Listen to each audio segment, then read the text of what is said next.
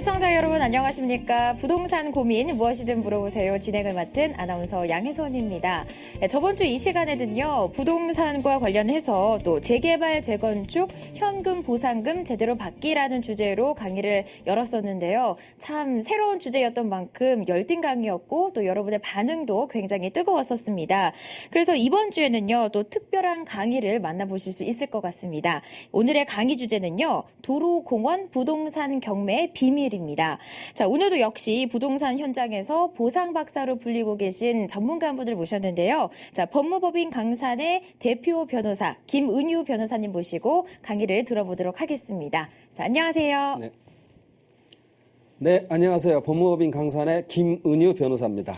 네, 변호사님 일반적으로요. 경매하면 주택이나 또 상가를 떠올리기가 쉽거든요. 자, 도로 그리고 공원 정말 일반인도 경매가 가능한 건가요? 네, 도로공원도 일반인도 참여할 수 있습니다. 그렇기 때문에 제가 오늘 이 자리에 나온 거죠. 네. 또 많은 분들이 우리 아나운서님 말씀처럼 의아한 반응을 보이시는데 이 도로공원 이 경매는 경매의 마지막 블루오션입니다.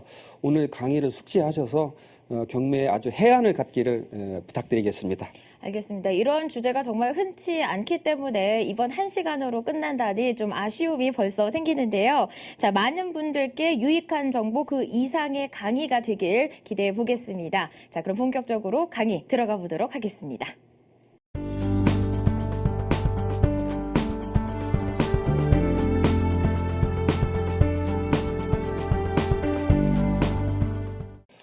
오늘의 주제는 도로공원 등 도시계획시설 부지의 경매의 비법입니다. 도시계획시설 부지 하면 일반인들은 상당히 생소하시죠?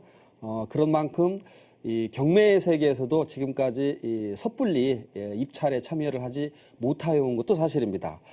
그런데 왜 그럼 참여를 못했느냐?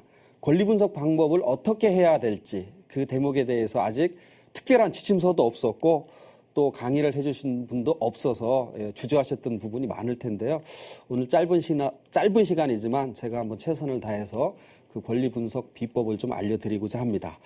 자, 오늘 주제가 도로공원 등 도시계획시설 부지 경매니까 제일 먼저 우리가 공부해야 될 것은 도시계획시설 부지가 무엇이냐 이걸 먼저 알아야 되겠죠. 도시계획시설 부지란 우리 국가나 지자체가 원래 기반시설이라는 걸 설치해야 됩니다.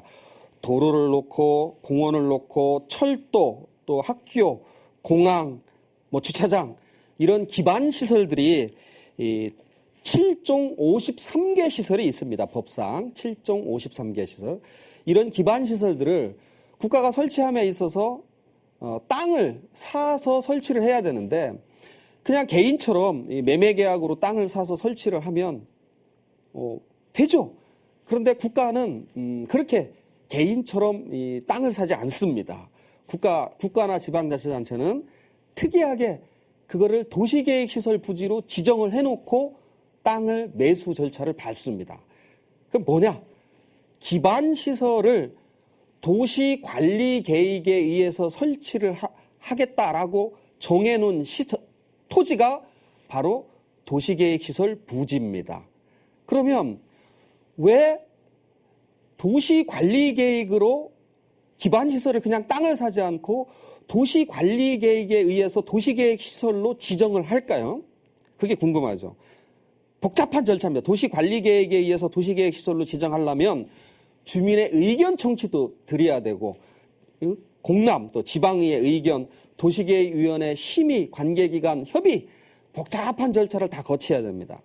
이렇게 하는 이유는 간단합니다. 도시계획시설로 지정을 해놓으면 그 순간부터 땅 소유자는 행위 제한을 받습니다. 즉 만약에 전답이면 전답인 상태로 그대로 전답밖에 못 씁니다. 건물을 지을 수가 없습니다. 이런 행위 제한이 있고 그 다음에 아주 대단한 장점이 있죠. 수용권이 생깁니다. 강제 수용권. 국가나 지자체는 강제 수용권을 발동할 수가 있습니다. 그렇기 때문에 기반시설을 그냥 사서 설치하는 방법보다는 도시계획시설 부지로 묶어서 이 설치를 하려고 하는 게 국가입니다. 그래서 이 도시계획시설 부지로 지정은 도시계획법이 생긴 1960년대 이후로 계속해서 이어져 왔습니다. 1960년대, 70년대, 80년대 계속해서 도시계획시설 부지를 지정을 합니다. 그런데 문제는 뭐냐면 도시계획시설 부지로 지정을 하면 이렇게 지정을 하면 당연히 이제 땅을 사든가 해서 설치 계획을 세워야 됩니다. 설치 계획을 세워야 되는데 지정된 날로부터 2년 내에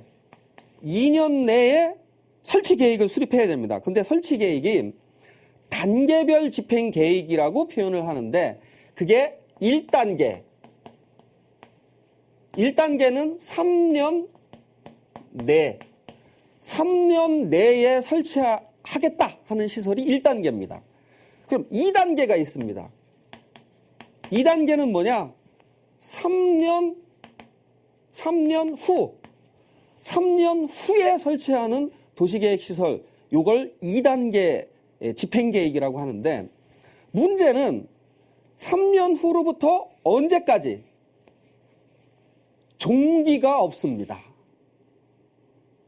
대단하죠? 20년, 30년, 50년 막 우리 개인 땅을 국가가 도시관리계획으로만 정하면 그냥 묶어놓을 수 있는 겁니다.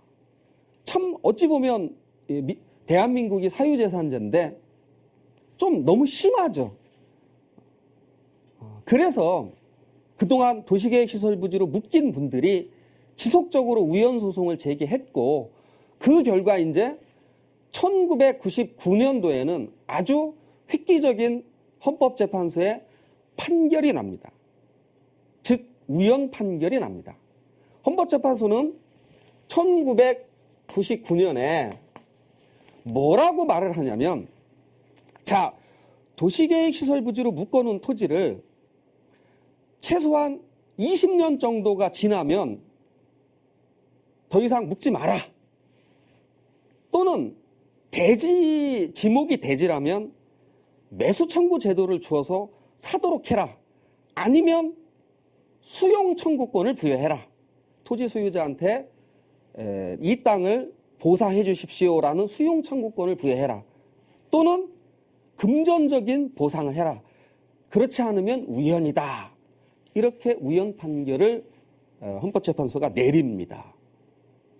이에 정부는 이제 드디어 2000년도에 도시계획법을 개정을 해서 헌법재판소가 말한 것 중에 4가지 중에 2가지만 채택을 합니다. 2가지. 하나가 실효제도하고 또 하나는 매수 청구입니다. 실효제도하고 매수 청구제도 2가지를 도입을 하게 됩니다. 도시계획법에 2000년도에 도입을 합니다. 그 실효제도하고 매수 청구를 도입을 해서 이제는 이럼으로써 이제 이 도시계획시설 부지, 도로나 공원, 학교, 청사, 주차장 이런 것들로 묶여있는 도시계획시설 부지에 숨통이 트이게 됩니다. 과거에는 이런 제도가 없었기 때문에 여러분들이 감히 도시계획시설 부지로 묶여있는 걸 공매나 경매로 낙찰받는다는 건 상상도 할 수가 없었습니다. 낙찰 받아봤자 아니 30년, 50년도 묶이는데 그걸 왜 낙찰을 받겠습니까? 그런데 이제 우연 판결이 나면서 실효제도나 매수청구 제도가 들어오면서 그리고 또 이 제도뿐만이 아니라 몇 가지가 더 들어옵니다. 그런 제도가 들어오면서 이제는 이 도시계획시설 부지로 묶여있는 토지들을 다시 한번 평가하고 다시 한번 진주가 없는지 그런 것들을 해볼 수 있는 기회가 이제 드디어 생긴 겁니다. 그래서 오늘 주제는 바로 이제 지금 어떠한 경매 물건이 도로나 공원이나 주차장이나 학교나 공공청사나 이런 걸로 묶여있는 도시계획시설 부지다. 그러면 내가 어떻게 권리 분석을 할 거냐? 어떻게 권리 분석을 해서 낙찰 여부를 결정할 거냐 이 부분으로 들어가는데 그에 앞서서 간단히 이 투자 성공 사례부터만 좀 말씀을 드리겠습니다. 투자 성공 사례가 정확하게 지번까지는 제가 말씀 못 드리지만 인터넷에 치면 그 부천 심곡동 이렇게 치면 만화거리에 도시계획시설 부지를 포함한 땅이 최근에 경매로 나와서 반값에 어느 분이 낙찰을 받으셨습니다. 그분이 반값에 낙찰 받은 근본적인 이유는 뭐냐? 경매 법원에 시가 뭐라고 요구를 했냐면 이 땅 중에 약 한 3분의 1 정도는 이미 도시계획시설 광장이 설치되어 있습니다. 이 광장은 누가 취득하더라도 낙찰을 받는다 하더라도 우리 시에 기부 체납을 해야 된다. 이렇게 조건을 기입해 달라라고 법원에 요구를 해서 기입이 바로 그렇게 됐습니다. 그러니까 입찰을 사람들이 못했고 그중에 이제 용기 있게 권리 분석을 한 어느 분이 약 50%의 나홀로 입찰을 해서 낙찰을 받고 지금 그런 상태인데 자 여기서 그럼 낙찰 받으신 분이 기부 체납을 해야 될까요? 그렇지 않습니다. 법률적으로 기부 체납 전 소유자가 기부 체납하기로 약속했다 하더라도 그 기부 체납은 대법원 판결에 의하면 증여계약입니다. 그거를 즉 인감증명서를 받지 못한 상태에서 낙찰자한테 당신 인감증명서 내놔라 매도용 못합니다. 그러니까 상당히 이분은 권리 분석을 잘하신 거죠. 그리고 또 한 가지 사례를 소개하면 여러분도 아마 네이버나 다음에서 이렇게 쳐보면 다 나옵니다. 수원 조달청 부지 이렇게 쳐보면 아주 유명한 이 사례입니다. 이 사례도 그 모 회사가 약 지금으로부터 7년 전에 한 139억을 주고 공매로 땅을 나홀로 입찰을 해서 취득을 합니다. 문제는 그 땅이 공공청사 부지로 묶여 있다는 겁니다. 그래서 나홀로 입찰을 했죠.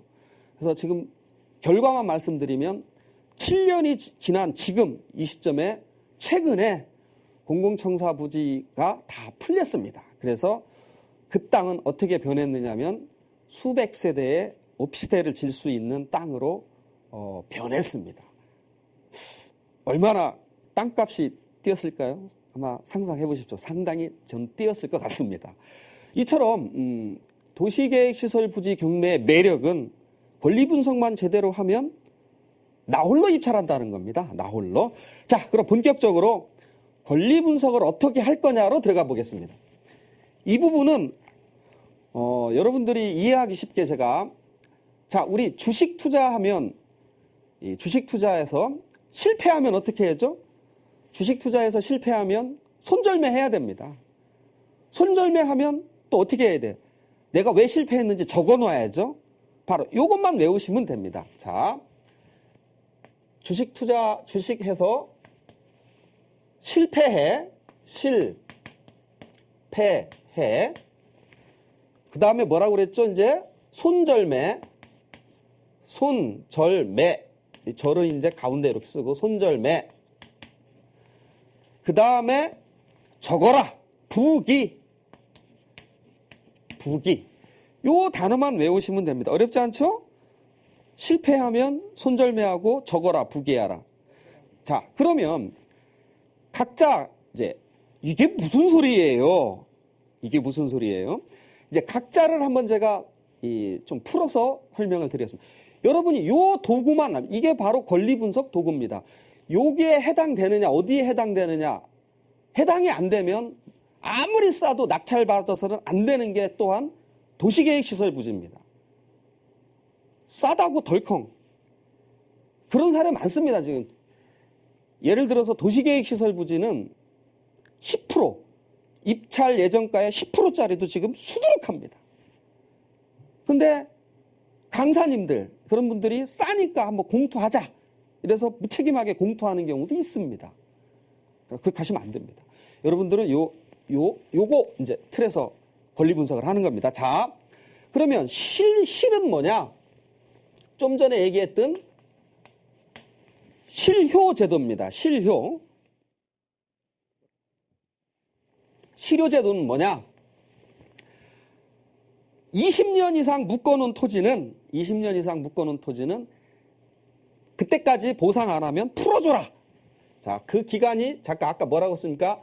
1999년도에 우연 판결 났죠. 그래서 입법이 2000년 7월 1일자로 입법이 됩니다. 2000년 7월 1일자로.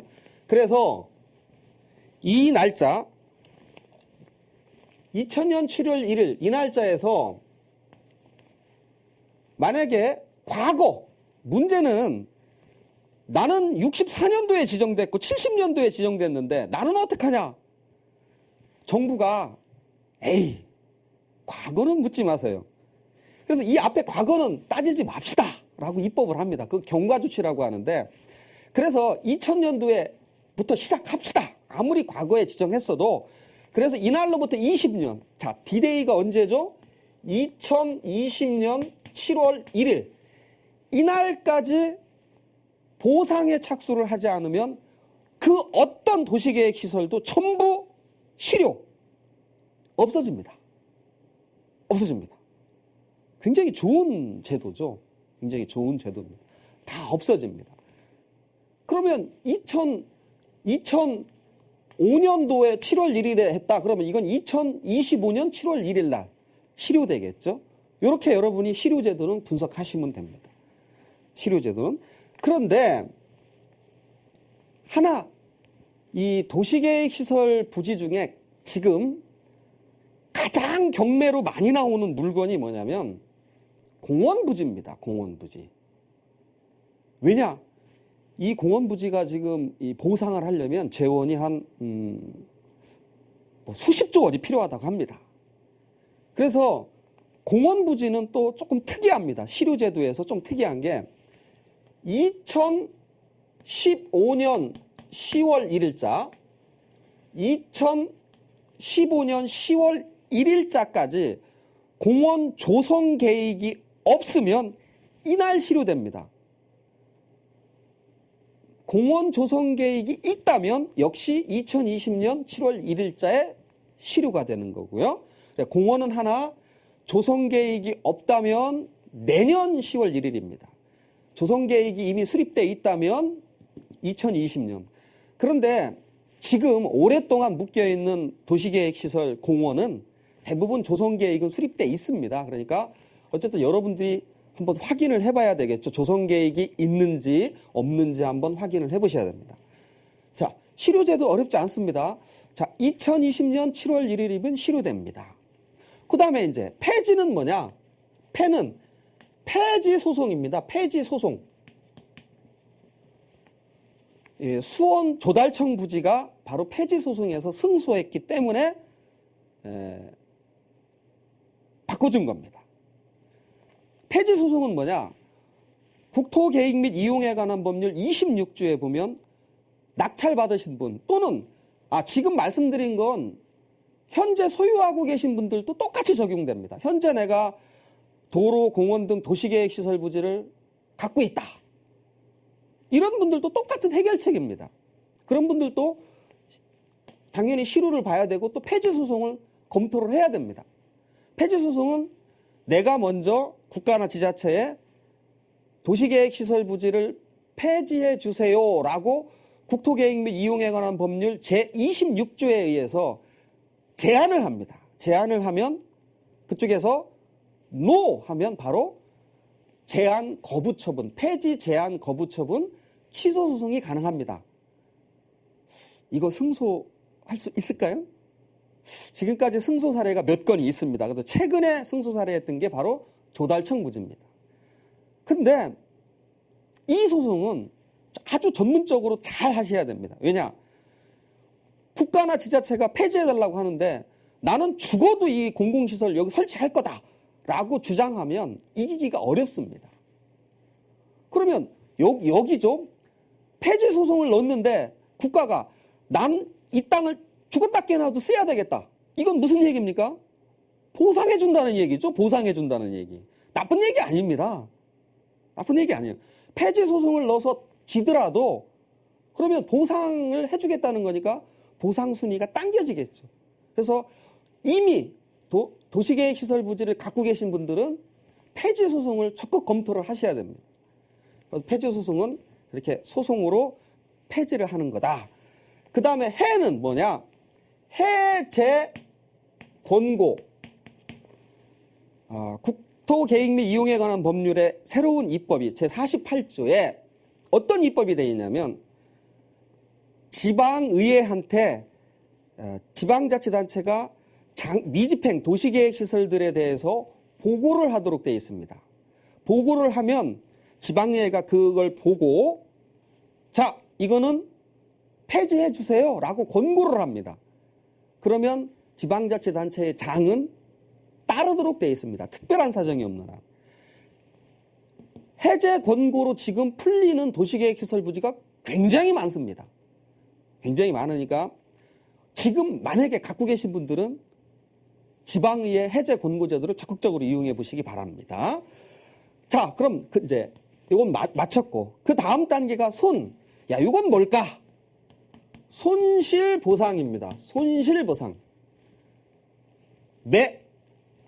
절은 제가 외우기 쉽게 손절매에서 절은 그냥 하나 집어넣은 키워드일 뿐입니다. 매수 청구. 그러니까 우리 권리분석 도구가 몇 가지가 있냐면 1번, 2번, 3번, 4번, 5번, 부당이득 6번, 7번 이렇게 7가지 권리분석 도구를 가지고 도시계획시설 부지 입찰 여부를 결정하는 겁니다.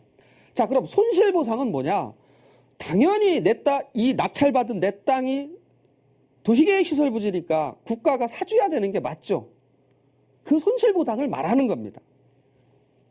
그런데 문제는 내가 손실보상을 해주세요라고 요구를 하는데 국가가 내가 그렇게 보상을 요구하면 국가가 이에 반드시 응할 의무가 없다는 겁니다. 문제는 거기에 있습니다. 내가 해달라라고 요구를 하는데 국가나 지자체가 반드시 이에 응할 의무가 없습니다. 이게 문제입니다. 그 다음에 매수 청구는 뭐냐? 요거는 지목이 대지고 그 다음에 10년 미집행된 토지 한해서 매수 청구권이 생깁니다. 그러니까 뭐 도로나 공원이나 공공청사 부지나 도시계획 시설 부지로 나왔습니다. 그런데 그 지목이 대지입니다. 그리고 10년 벌써 지정된 지 10년이 넘었습니다. 그러면 매수 청구권이 생깁니다. 그런데 이 매수 청구권도 지금 일부 사람들이 오해를 많이 합니다. 지목이 대지고 10년 지나면 매수 청구를 하면 무조건 국가 지자체가 받아줘야 한다. 받아주어야 된다. 이렇게 생각을 하시는데 이 또한 아닙니다. 매수 청구를 해도 국가나 지자체는 재량행위입니다. 받아줄지 안 받아줄지 재량행위입니다. 꼭 오해하시면 안 됩니다. 그리고 또 문제는 매수 청구가 가격은 감정평가사가 가격 결정을 매기는데 그 가격 결정에 다툴 수가 없습니다. 그냥 내가 그 가격 결정이 마음에 안 들면 매수 청구한 거 철회하는 수밖에 없습니다. 매수 청구. 자, 말 나온 김에 이제 그럼 부는 뭐냐? 부당 이득금 청구입니다. 자, 내가 도로나 공원을 낙찰받았는데 일반인이 쓰고 있습니다. 뭐 도로 같으면 일반인이 쓰고 있고 공원 같으면 이 등산로 또는 체육시설 뭐 이런 걸로 쓰고 있습니다. 그러면 내 땅 사용료 내놔 라는 게 바로 부당이득금 청구 소송입니다. 기는 뭐냐? 기타입니다. 기타.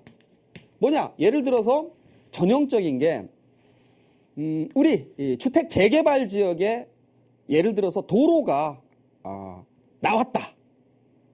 그러면 이게 재개발 지역의 90평방미터 이상의 도로면 분양권이 나옵니다.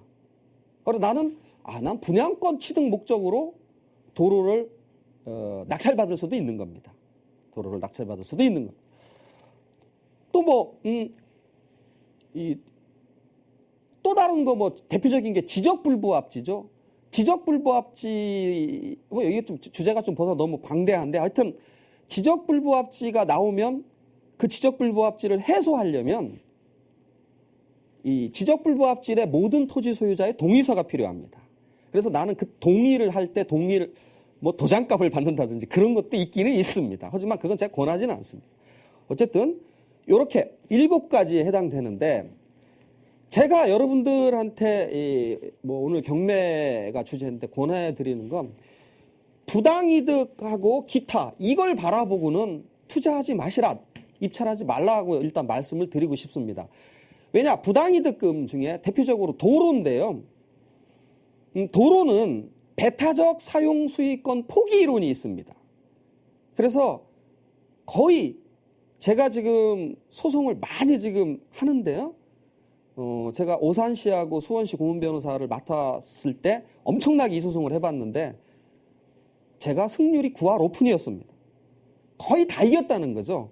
그러니까 부당이득급 청구 요걸 목적으로 이 도로를 낙찰받았다가는 낭패를 봅니다. 왜냐? 사용수익권 포기했다라고 해서 한 푼도 못 받는 수가 비일비재합니다. 그래서 저는 요 목적으로는 하지 마라. 요 목적으로는 하지 마라. 그럼 이제 남은 게 실패해 손맵니다. 그런데 자, 우리 잘 보시면 한 카테고리로 묶을 수가 있습니다. 자, 요 1, 2, 3번 실패해는 뭐죠? 실패해는 도시계획 시설을 없애는 거죠. 아예 없애는 겁니다. 그러면 여기에서 가장 중요한 건, 자, 내가 낙찰받고자 하는 땅이 지금 도시계획 시설 부지로 묶여 있는데 실효를 하든 폐지 소송을 하든 해제 권고를 통해서 도시계획 시설을 없앴다. 그러면 내가 이 땅을 자유롭게 개발 행위를 할 수 있느냐? 이걸 보셔야 됩니다. 이걸 못 보면 이것도 투자하시면 안 됩니다. 근데 이건 아주 쉽죠. 왜냐? 건축사한테 물어보면 됩니다. 여러분 주변 건축사들한테 물어보시면 됩니다. 아주 어려운 거 아닙니다. 그래서 요 카테고리는 중요한 게 뭐다? 폐지가 되면 유익하냐? 이게 핵심입니다. 유익해야 됩니다.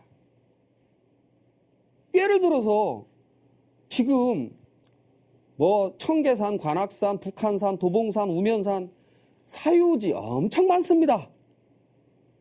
이런데 우리 눈에 보이지 않는 제한이 하나 있습니다. 어떤 제한이 있냐면 표고 경사도라는 제한이 있습니다. 그래서 경사도가 20도가 넘으면 대부분 개발이 불가합니다. 생각해 보십시오. 여러분 청계산에 경사도 20도 넘는 거 하나 낙찰받는다라고 해서 이거 폐지 실효됐습니다. 쓸 수 있어요? 못 씁니다.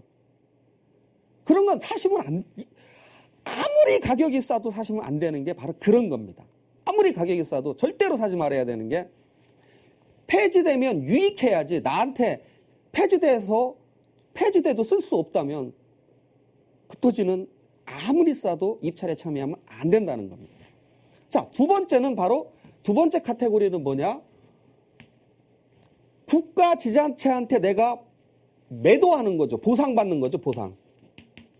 요거는 뭐냐? 여기는 유익하면 내가 낙찰 여부를 결정하면 되지만 요거는 뭐냐? 자, 보상이 될 거냐? 이게 자, 보상이 될 거냐?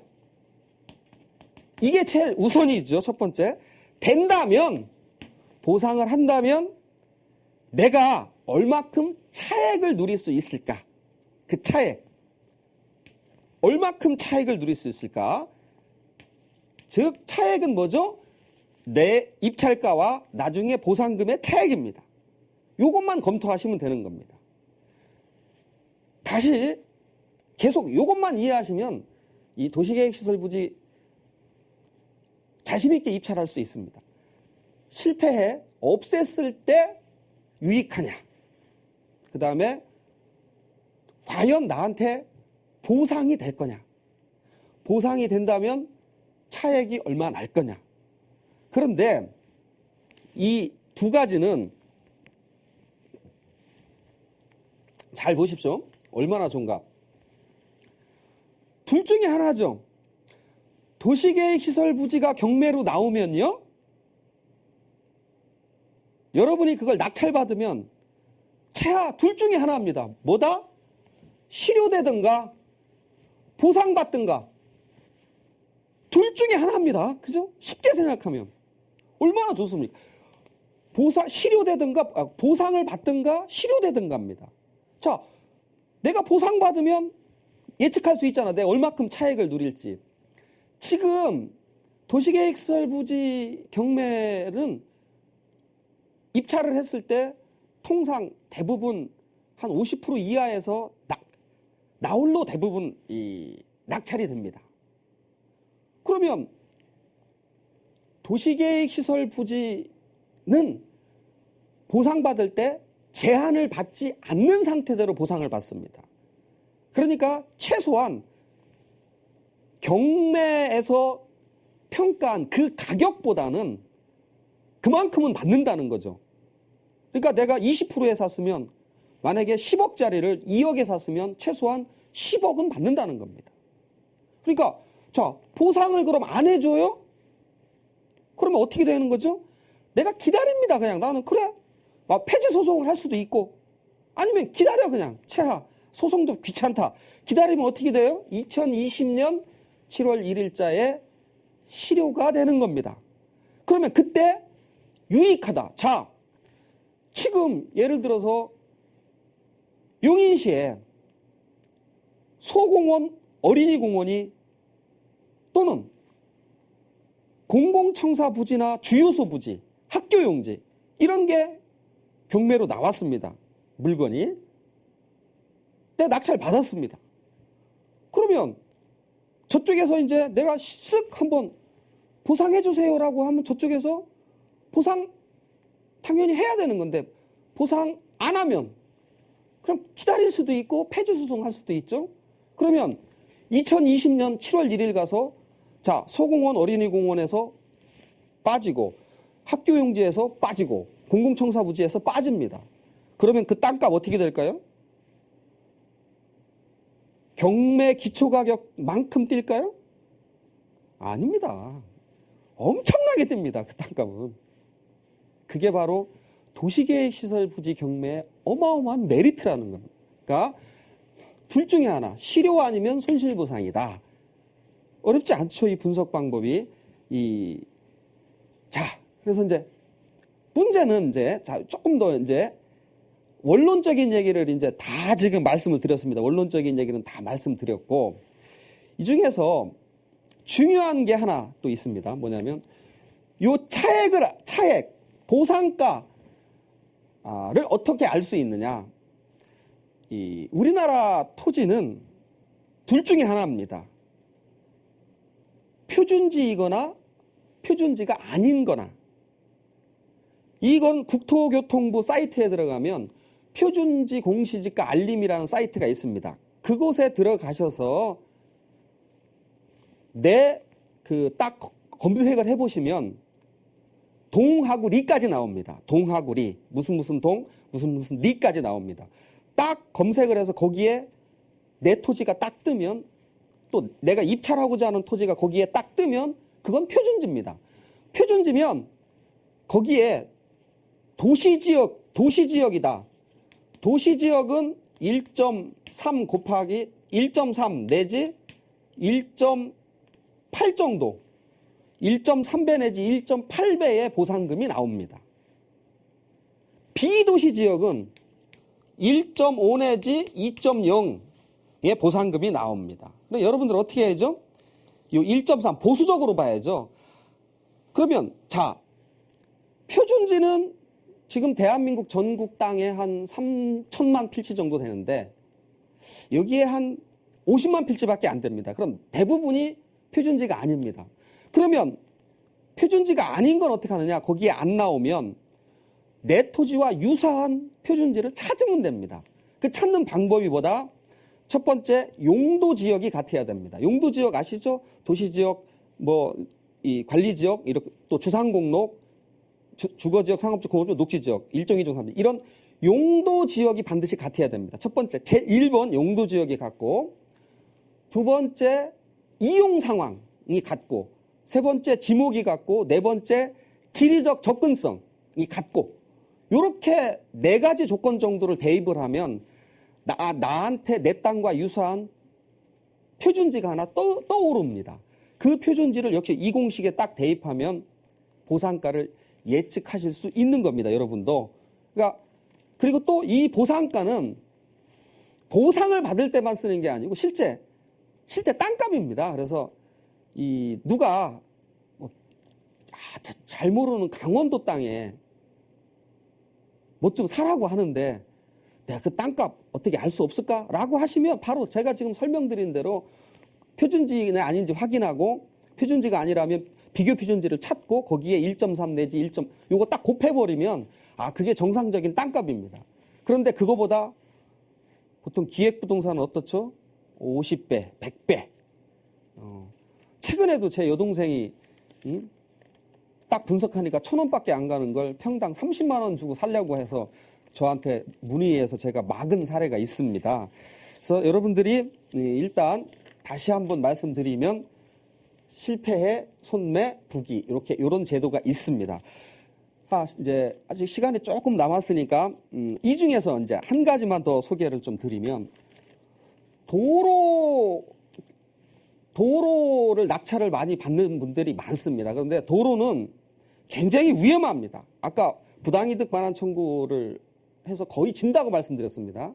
그러니까 도로를 낙찰 받으려고 하면 무조건 도로는 실효되면 어때요? 실효되면 쓸 수 있나요?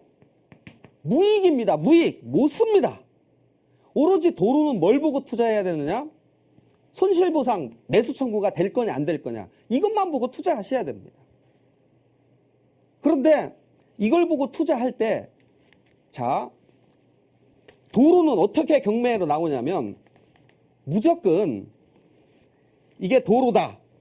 그럼 여기 땅값이 평당 3천만 원이다. 그러면 이 도로가 3분의 1로 나옵니다. 3분의 1이면 1,000만 원이죠. 근데 이런 1,000만 원짜리가 시작가가 1,000만 원인데 어때요? 이제 떨어지죠. 20% 30%. 그래서 200만 원에 살 수도 있습니다. 근데 이 200만 원에 사서 바로 3,000만 원을 받을 수 있는 경우의 수가 있다는 겁니다. 어마어마하죠. 무려 15배입니다. 도로 투자에 사람들이 난리치는 게 바로 이건데 이런 거 찾는 거 이제 이런 부분 때문에 도로에 목숨을 걸지만 거꾸로 굉장히 도로는 또 취득시효라는 문제가 있어서 위험합니다. 그래서 권리 분석을 좀 잘 하셔야 되는데 그러면 어떤 경우냐? 이 3천만 원까지 받을 수 있는 게 어떤 경우냐? 이 도로 부지가 공적인 도로, 이미 공적인 도로법에 적용받고 도시계획에서 설치된 도로, 공도일 경우, 두 번째 예정 공도일 경우, 세 번째 지목은 도로인데 아직 개설되지 않는 도로, 네 번째 이 지목이 도로지만 개설도 됐지만 지금 폐지된 도로, 이용을 안 하고 있는 도로, 그 다음에 미불용지, 그 다음에 통행 제한이 가능한 도로. 근데 여러분 통행 제한은 실질적으로는 불가합니다. 여러분 통행 제한은 그러니까 5가지 공도, 예정 공도, 지목이 도로인데 아직 개설되지 않은 거, 개설은 됐지만 폐기된 거, 이미 도로로 안 쓰는 거, 그 다음에 미불용지. 요 5가지에 해당이 되면 이렇게 어마어마하게 보상을 받을 수도 있다. 근데 중요한 건 뭐냐? 보상을 내가 요구한다고 되는 게 아니잖아요. 상대방이 안 해주면 나는 영원히 묶여버립니다. 상대방이 안 해주면 나는 영원히 묶여버립니다. 그러니까 여러분들도 도로 부분은 좀 주의하시기 바랍니다. 이제 뭐 기본적인 사항은 다 말씀드렸고요. 다만 한 가지 이제 공원 부분에서 도시자연공원 구역이 있고 비오톱 1등급인데 요거는 절대 여러분 이 낙찰 받으시면 안 됩니다. 비오톱 1등급하고 이 도시자연공원 구역이 있습니다. 도시자연공원 구역. 그러니까 요 부분은 여러분들이 낙찰을 받으시면 안 됩니다. 도시자연공원 구역은 뭐냐? 이 공원이 많이 실효되니까 국가가 도시계획 시설에서 풀어서 아예 그린벨트와 같은 용도 구역으로 바꾼 토지입니다. 그런데 다른 지자체는 다 바꿨는데 서울은 아직 안 바꿨습니다. 사유지에 대해서. 그래서 그 가교로 서울시가 뭘 만들어 놨냐면 비오톱 1등급을 만들어 놨습니다. 그래서 토지이용계획 확인원에 비오톱 1등급이나 도시자연공원 구역 이런 것이 적혀 있다라고 하면 이건 정말 아무리 싸도 낙찰에 또 신중을 기해야 됩니다. 도시자연공원 구역 같은 경우에 법상 뭐라고 되어 있냐면 뭐 주택, 근린생활시설 다 할 수 있다고 되어 있습니다. 하지만 그거 허가받아야 됩니다. 근데 아무도 허가 못 해줍니다. 지금 많은 사람들이 허가 신청을 했지만 실질적으로 허가 난 사례가 거의 없습니다. 거의 없습니다. 그러니까 공원 부지 중에 하여튼 토지이용 계획 확인원에 비오톱 1등급이다. 도시자연공원 구역이다. 이런 토지가 이렇게 찍혀 있으면 아무리 싸도 입찰을 신중히 하시라. 이 말씀을 꼭 드리고요. 시간이 좀 많이 갔는데 이제 마지막으로 정말 보상금을 많이 받을 수 있는 특수한 게 있습니다. 뭐냐면 큰 공장들. 제가 최근에 공장도 100억 보상받은 거를 150억으로 올린 사례가 더 있고 또 이 양어장 같은 경우에 최초 2억 보상금이 무려 재판을 통해서 12억으로 올린 사례도 있습니다. 그러니까 공장 부지, 양어장 부지 그리고 이런 토지들은 특수한 토지이기 때문에 여러분들이 한번 조금 더 깊이 공부를 하시면 크게 고수익을 누릴 수가 있는 거죠. 고수익. 그렇다면 다 좋은데 변호사님 도시계획 시설 부지 물건은 대법원 사이트나 일반 경매 사이트에 전혀 안 뜹니다.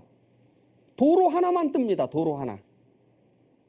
물론 공원 부지로 이미 지정되어 있는 건 뜨는데 지정되어 있는 건 이미 뭐 끝난 거니까 잘 안 나옵니다. 그러니까 여러분들이 물건을 찾을 길이 없죠.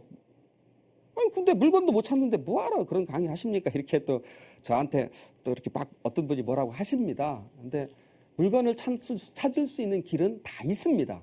그러니까 여러분들이 그 물건을 아예 그런 물건을 정말 한번 찾아서 내가 한번 해보고 싶다라고 하면 그 앞에 떠 있는 전화로 우리 이 RTN으로 연락을 한번 주시면 제가 알려드릴 수 있도록 하겠습니다. 다시 한번 쉬운 얘기입니다. 실패해 어떻게 하죠? 실패하면 손절매 그 다음에 부기 적어라. 실패해 하면 폐지가 됐을 때 유익한 걸 사야 되고 요 보상은 차액이 많이 나는 거 요걸 사야 되죠. 하여튼 여러분들 짧은 시간이지만 이 도시계획 시설 부지 경매에 좀 많은 관심을 기울이시고 더 자세한 사항은 뭐 제가 쓴 책도 있습니다. 뭐 도로공원 경매의 비밀이라는 책도 있으니 한번 더 공부를 조금 더 심화하시기 바랍니다. 네, 여러분 어떠셨나요? 강의 내내 이 새로운 분야에 대해서 소속들이 들여다본 느낌이었는데요. 자, 오늘 강의를 통해서 경매의 마지막 블루오션 좀 실감하지 않았나 싶습니다.